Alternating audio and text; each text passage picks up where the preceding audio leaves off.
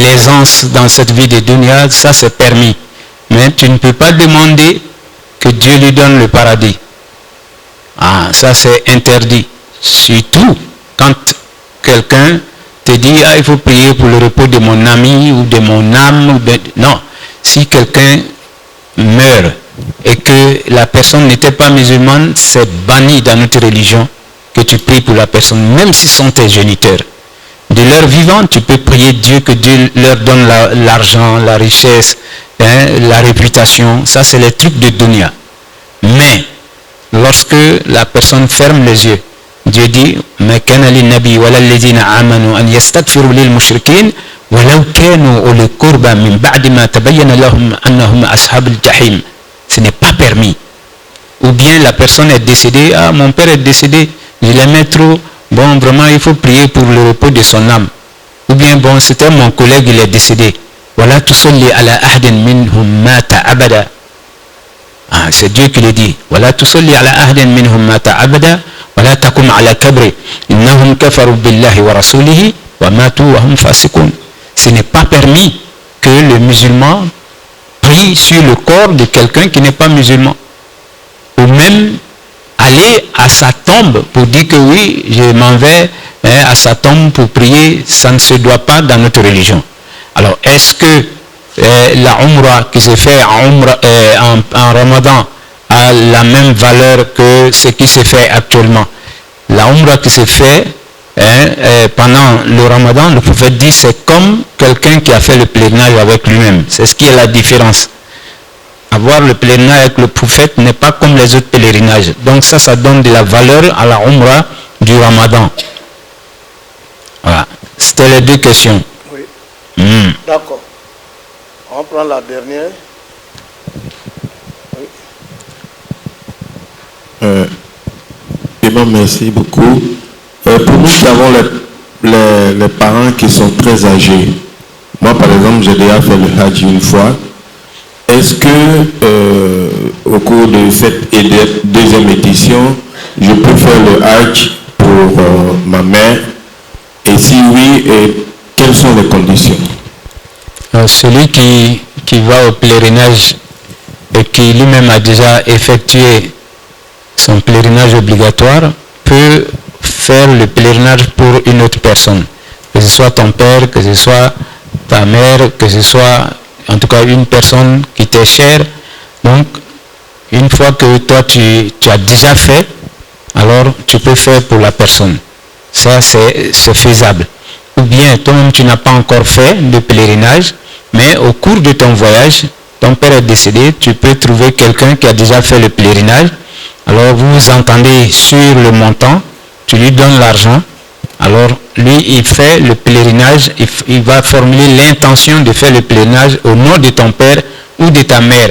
Donc, au cours de ton voyage, toi, tu fais ton pèlerinage et tu payes pour le pèlerinage de ton père ou de ta mère au cours du même voyage. Voilà. La condition est que celui qui doit faire ait déjà accompli lui-même son pèlerinage obligatoire. Voilà. Merci. Oui, vas-y. Oui, vas-y, on attend. Oui, la question, Allô, salam. la question après rien n'est qui doit poser et savoir est-ce que celui qui a fait le pèlerinage plusieurs fois, quels sont les mérites du pèlerinage à plusieurs reprises par rapport au pèlerinage qui est fait une seule fois? Les mérites, c'est comme tu demandes quelqu'un qui a prié et qui a fait des nafla et quelqu'un qui a fait une seule prière. Celui qui a nafla, il a plus de mérite. Voilà, le prophète nous disait que après chaque 5 ans, il faut renouveler son pèlerinage. Si vous pouvez, il faut le faire. Voilà, donc aujourd'hui, on a beaucoup d'opportunités. Après le pèlerinage lui-même, on peut aller en Ramadan pour aller faire les 10 derniers jours, ou bien on va même en Ramadan pour faire les 5 premiers jours ou le nombre de jours qu'on veut pour revenir. Voilà, donc faire plus, il y a plus de mérite que d'avoir fait une seule fois et dire bon c'est suffisant. Non, le prophète dit il faut renouveler souvent son pèlerinage. Donc si vous avez les moyens de renouveler, il faut y aller. Ok. On va arrêter. La dernière question. Bon, allez-y rapidement. Salam alaikum wa rahmatullah. J'ai une question. En fait, je voulais savoir, une femme qui est indisposée, comment elle rentre dans l'état de sacralisation? Vu qu'elle est en état d'impurité, est-ce qu'elle va faire ses ablutions comme il se doit ou elle doit passer directement à l'intention? Et puis, est-ce qu'elle peut anticiper sur cet état, c'est-à-dire prendre l'intention de sa sacralisation, rentrer dans cet état-là en attendant le 8e Zulhijjah et puis enchaîner les rites avec les autres? Est-ce que c'est possible? Merci. Ok, merci. Alors, lorsque la femme est dans son état de menstru, elle ne peut pas, c'est-à-dire faire, elle peut pas faire de prière et elle n'a pas à faire l'ablution parce que ça n'a pas de sens. Dire que bon, il faut qu'elle soit en ablution, non. Elle peut s'assainir comme elle le fait correctement, mais il faut dire que Allah subhanahu wa ta'ala, c'est une bonne question dans le sens où le jour où elle va se retrouver dans cette situation, alors qu'on doit être à Arafat, voilà, c'est ce jour-là que le pèlerinage lui-même. Est-ce que la femme dans cet état, est-ce qu'elle a eu le pèlerinage ou pas? Dieu, il est tellement clément. Lorsque la femme va voir ses menstrues et qu'elle est sur la place d'Arafat, ben, sur la place d'Arafat, les prières, elle ne prend pas part, mais le fait qu'elle soit là-bas, c'est comme elle a pris part au pèlerinage, alhamdulillah, pour elle. Voilà, Dieu, c'est lui qui a dit que la femme dans cet état ne prie pas. Donc il n'a pas dit qu'elle ne peut pas être sur la place d'Arafat. Voilà, donc pour faire la Umrah, on ne peut pas la faire sans aller faire le Tawaf et puis courir entre Safa et Marwa. Mais comme elle ne peut pas faire cela, elle doit attendre jusqu'à qu'elle ait le temps d'être pure pour pouvoir faire la Umrah. Mais Arafat, alhamdulillah, même si tu es dans ton état de menstru, tu peux être sur la place d'Arafat, simplement tu ne prends pas part aux prières jusqu'à ce que tu sois propre, Inch'Allah. Et le pèlerinage est bon pour elle. D'accord. On est déjà pris par le temps. Mais Imam, pour le cas où nous sommes à Médine, on va venir à la Mecque. Elle n'est pas en état d'ablution. On doit formuler l'intention à la sortie de Médine. Qu'est-ce qu'elle doit faire? Non, elle ne peut pas rester derrière les gens, elle vient, puisque même si elle formule l'intention de venir, elle ne peut pas, jusqu'à ce que, quand elle va venir et qu'elle sera propre, elle va sortir pour aller à Tanim et revenir maintenant faire une Umrah. D'accord. Voilà, pour qu'elle puisse attendre maintenant le 8e jour pour aller comme tout le monde en état d'ihram. Voilà, le jour où les autres arrivent dans cet état-là, elle n'a pas à venir forcément en ihram. D'accord. Merci beaucoup, Imam. Donc, on est déjà pris par le temps. On va redonner le micro à l'imam. Il va prier beaucoup pour nos pèlerins, pour que ce noble voyage-là soit une réussite pour eux.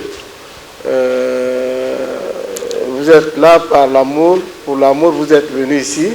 Il y a beaucoup qui viennent de Benjerville, Bassam, Songon, même à Boisseau. Il y a une qui vient d'Aboisseau. Ils ont laissé leur commune, leur quartier pour venir. Maintenant, il faut prier beaucoup à la Proé pour qu'ils puissent accomplir convenablement ces piliers, 5e pilier de l'islam, Inch'Allah. Assalamu alaikum wa rahmatullahi wa barakatuh. Alaykum salam wa rahmatullahi ta'ala wa barakatuh. C'est sûr et certain, lorsque on vient écouter la parole d'Allah subhanahu wa ta'ala, les bénédictions qui sont faites sont exaucées. Et je le dis pourquoi? Parce que le prophète nous dit, lorsque on vient à un prêche, il y a des anges qui nous entourent ici et qui font des bénédictions pour nous jusqu'à ce qu'on quitte ces lieux-là. Ça veut dire qu'on quitte ici sans aucun péché. C'est pourquoi les bénédictions qui seront faites seront aussi exaucées. Parce que quand on n'a pas de péché et qu'on fait des bénédictions, c'est exaucé. Voilà, c'est le prophète sallallahu alayhi wa sallam qui nous l'a dit. ما اجتمع قوم في بيت من بيوت الله يتلون كتاب الله ويتدارسون فيما بينهم إلا نزلت عليهم السكينة وغشيتهم الرحمة وحفتهم الملائكة وذكرهم الله في من عنده. Donc chacun de son côté n'est qu'à prendre au moins 1 minute et puis après ça maintenant on va lever la voix ensemble devant Dieu. Voilà, formulez vos intentions et on va faire une Fatiha pour clore, Inch'Allah.